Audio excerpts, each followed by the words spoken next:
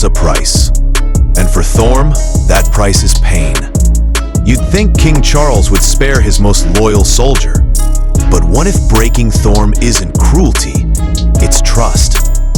What if the only one Charles can truly unleash on is the only one strong enough to survive it?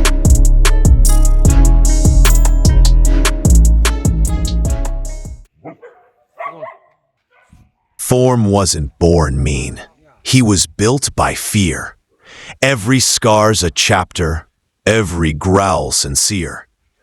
When the shelter turned wild, when order collapsed, it was Thorme who rose where others snapped. He's not the king. He's the king's blade, forged in chaos, loyalty paid.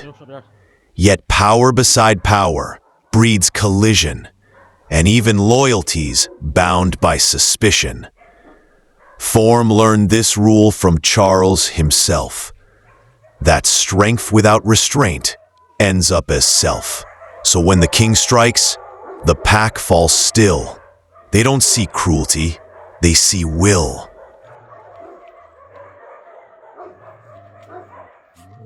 Charles doesn't punish, he measures fire. He looks at Thorme like a craftsman's wire. One wrong spark, and the kingdom shakes. So he strikes the iron before it breaks. That's not rage, that's calibration. That's shelter law, not domination. For Charles, Thorme's not a rival or prey. He's the one dog who can take the display. In the eyes of the weak, it's war and pain. But in Alpha's code, it's how trust remains.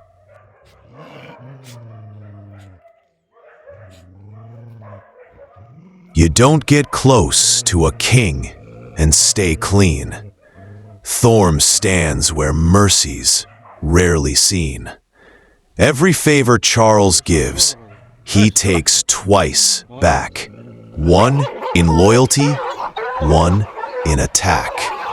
Proximity burns, but Thorme endures, because deep inside, he knows what's pure. He's not abused. He's chosen flame, bearing the bruise that guards the name. While others fear the king's command, Thorme absorbs what they can't withstand.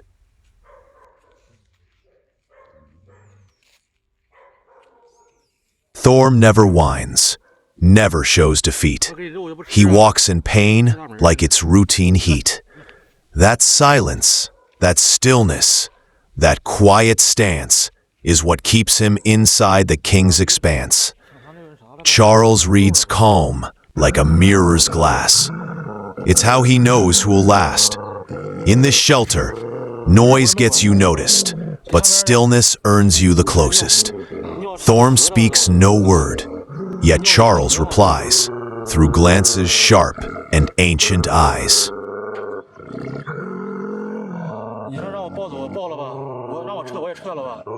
Each hits a message, coded in force. It's not about pain, it's about course. Charles hits Thorme not to destroy, but to remind him, power's not a toy. Control, restraint, command under fire, these are the traits the king requires. He disciplines Thorme not out of hate, but because in him, he sees the weight. The pack watches. They learn the drill. When the strong submit, the weak stay still.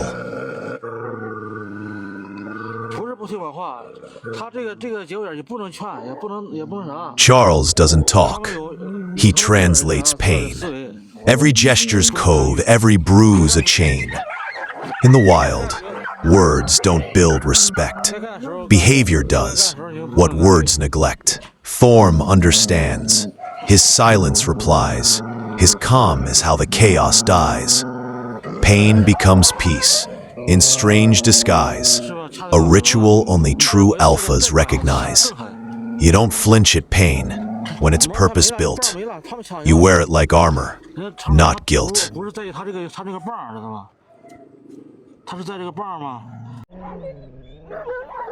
Thorme is Charles, minus the crown. a shadow version, beaten down.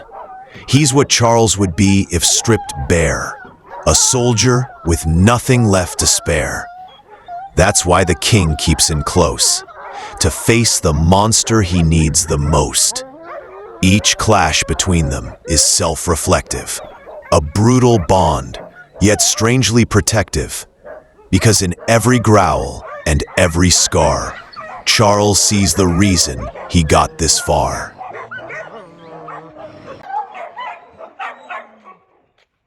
The king knows mercy isn't softness, it's weight.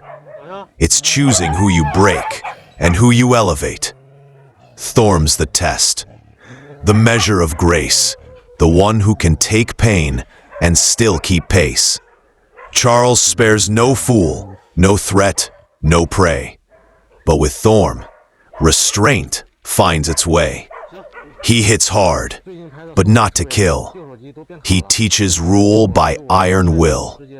And Thorme accepts, because he knows, even kings bleed where loyalty grows.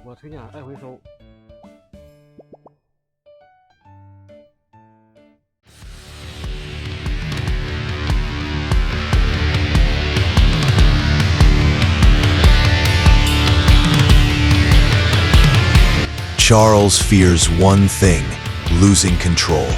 He sees that risk inside Thorme's soul. So every clash is his insurance plan. A ritual that says, stay my man. Dominance here isn't pride, it's guard. The weight of command makes mercy hard. Thorme takes it, not as shame, but as proof he's still in the game. Because to stand beside a king like Charles, you must endure what his crown installs.